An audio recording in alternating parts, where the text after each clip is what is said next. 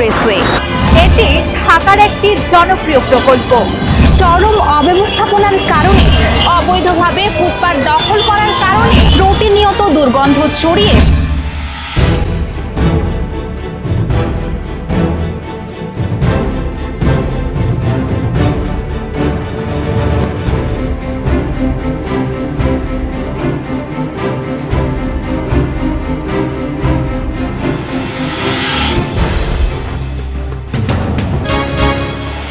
বাংলাদেশের রাজধানী ঢাকা শহর। বর্তমানে এই শহরে বসবাসকারী জনসংখ্যা প্রায় 4.5 কোটির কাছাকাছি। এই শহরের মোট আয়তন 306 বর্গ কিলোমিটার। এ পর্বে আমরা তুলে ধরব ঢাকা শহরের জনদুর্ভোগের চিত্র, পাশাপাশি উন্নয়ন চিত্র থাকবে আমাদের এই পর্বটিতে।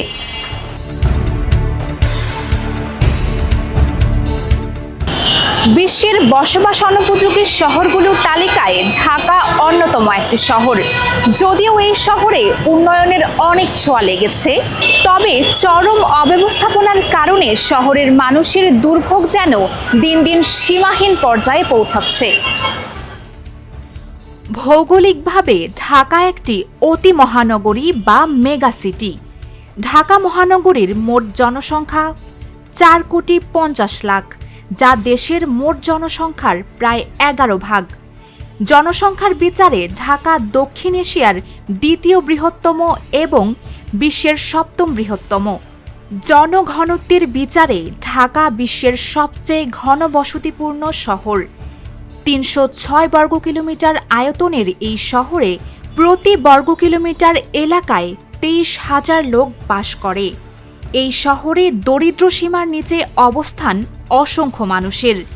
ঢাকা শহরের 5,000-এর বেশি বস্তিতে অন্তত 40 লাখ মানুষের বসবাস। Expressway, elevated expressway, metro rail, flyover এমন বেশ কিছু প্রকল্প তৈরি হলেও কার্যত এর প্রভাব এবং সুফল খুব একটা বয়ে আনতে পারেনি জনদুর্ভোগের এই শহরে। তবে মেট্রো রেল শহরের একটা অংশের মানুষের জন্য চলাচলের সুবিধায় ভূমিকা রাখছে।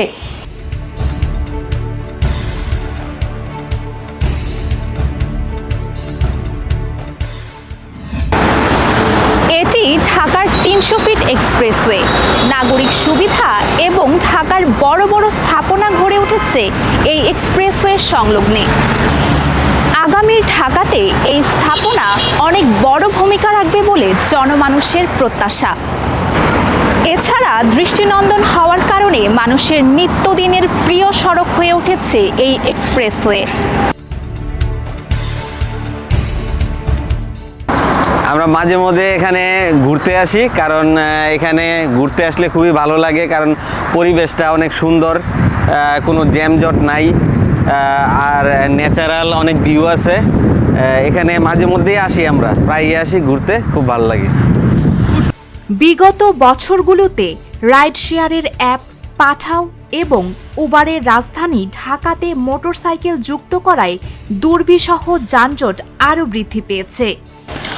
অদক্ষ এসব চালক লেন না মেনে সকল যানবাহন পরিচালনা করে সৃষ্টি করছেন আরও যানজটের। মোটরবাইক নিয়ে ঢাকার বাইরের বেকার যুবকরা প্রতিনিয়ত ঢুকে পড়ছেন ঢাকা শহরে। গাড়ি, ট্রাক, প্রাইভেট গাড়িগুলোর যত্রতত্র পার্কিং, জায়গায় জায়গায় বাস থামিয়ে যাত্রীদের ওঠানামা, গাড়ি চালানোর সময় চালকদের বিরামহীন প্রতিযোগিতা, গাড়ি চালকদের অদক্ষতা, চালকদের সঠিক লেন না মানা, ট্রাফিক আইন ঠিকমতো না মানা এবং গুরুত্বপূর্ণ পয়েন্টগুলোয় রেল ক্রসিং থাকায় বারবার ট্রেন আসা যাওয়া করতে যানবাহন আটকে থাকা ইত্যাদি যানজট বৃদ্ধির কারণ।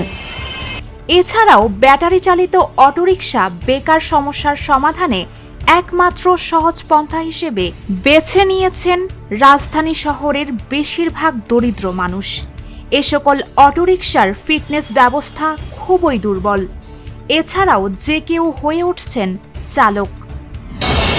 সবচেয়ে বড় সমস্যা হচ্ছে জনসংখ্যা বৃদ্ধির সাথে সাথে প্রতিনিয়ত বৃদ্ধি পাচ্ছে যানবাহনের সংখ্যাও। এছাড়াও বিগত দিনগুলোতে সীমাহীনভাবে বৃদ্ধি পেয়েছে ব্যাটারি চালিত অটোরিকশার সংখ্যাও। বিশ্বের সবচেয়ে ধীরগতির শহরের তালিকায় এখন ঢাকা শীর্ষে।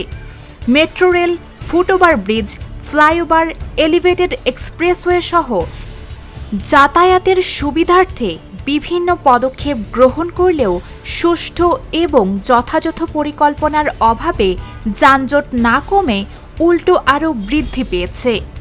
এ মহানগরী শুধু আমাদের স্বাভাবিক জীবনযাত্রাকেই বিপর্যস্ত করছে না, অর্থনৈতিক দিক থেকেও বাড়িয়ে দিয়েছে শ্রেণী বৈষম্য।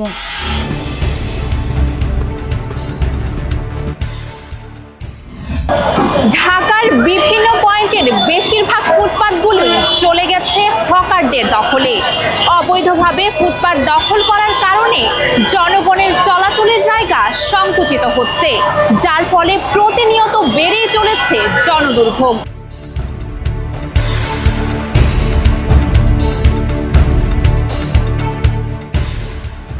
রাস্তা সংকুচিত হওয়ার কারণে আমাদের যাতায়াতে অনেক সমস্যা হয়।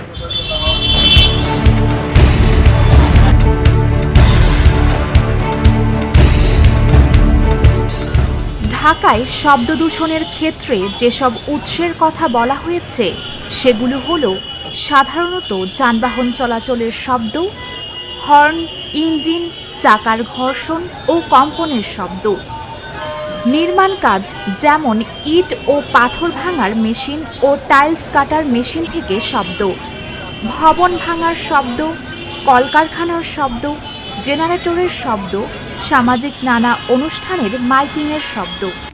ঢাকা শহরের অধিকাংশ ময়লার ডাস্টবিনগুলো রাস্তার পাশে। এ সকল ময়লা আবর্জনার স্তূপ থেকে প্রতিনিয়ত দুর্গন্ধ ছড়িয়ে পথচারীদের চলাচলের অসুবিধা সৃষ্টি করে। এছাড়া ব্যাপকভাবে পরিবেশ দূষণ ঘটে, যা স্বাস্থ্যের জন্য মারাত্মক ক্ষতিকারক। ঢাকা শহরে ময়লার ভাগাড়ের কারণে স্বাস্থ্য ঝুঁকিতে জনজীবন। ঢাকার বিভিন্ন এলাকার বাড়ির সামনে রাস্তায় ব্যাগ ভর্তি পলিথিনে গৃহস্থলীর আবর্জনা পড়ে থাকে, সেটা থেকে দুর্গন্ধ চারপাশে ছড়িয়ে পড়ে। এসব ময়লার স্তূপ থেকে তৈরি হওয়া মিথেন গ্যাস ও লিচেট সহজেই পরিবেশ দূষণের পাশাপাশি রোগজীবাণু বহনকারী বিভিন্ন কীটপতঙ্গকে আকর্ষণ করে, যা মানুষের স্বাস্থ্যের জন্য হুমকি স্বরূপ। এই রাস্তা দিয়ে প্রতিদিন আমাদের যাওয়া আসা হয় এবং এই ময়লা ডাস্টবিনের কারণে আমাদের অনেক ভোগান্তি হয়। রেগুলার আমাদের যাতায়াতের জন্য খুবই বিরক্ত এবং খুবই ভোগান্তি হয় সবার। এছাড়াও বর্জ্য দূষণ থেকে পেটের পীড়া, চর্মরোগ, ডায়রিয়া, হ্যাপাটাইটিস, ব্রঙ্কাইটিস, শ্বাসকষ্ট, আলসার, গ্যাস্ট্রিক, এমনকি লিভার ও কিডনি নষ্ট হওয়ার মতো কঠিন অসুস্থতার শিকার হয় মানুষ।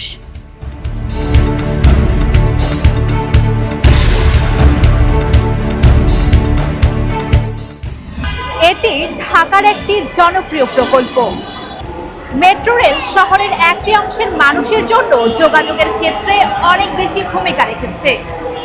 রাজধানী ঢাকার উত্তর থেকে দক্ষিণ একটি রুটের মানুষ এই মেট্রো রেলের সুবিধা ভোগ করছে। মেট্রো রেলের সবচেয়ে থেকে বড় সুবিধা হচ্ছে এটা আমাদেরকে সময় বাঁচায়।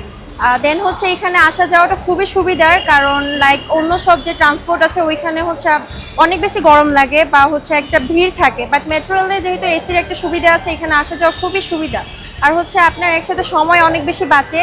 যে জায়গায় 3 ঘন্টা লাগে একটা জায়গায় যাওয়া যায়, সে জায়গায় এখানে 30 মিনিটে ওই জায়গায় পৌঁছানো যায়। তো আমার কাছে মনে হয় যে মেট্রো রেল আমাদেরকে অনেক বেশি সুবিধা দিয়ে থাকে।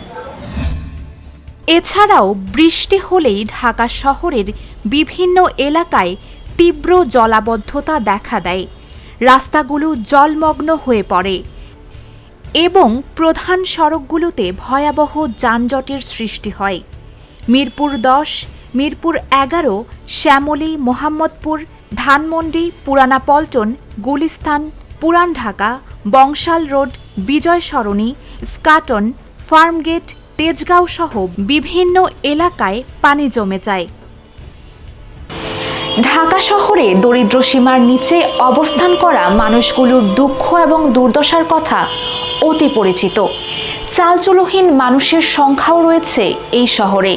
তাদের দুঃখ এবং দুর্দশার কথা নিয়ে থাকবে আমাদের পরবর্তী পর্ব। যুক্ত থাকুন ইউএস বেঙ্গলের সাথে। ইউএস বেঙ্গল, বাংলাদেশ পুরো।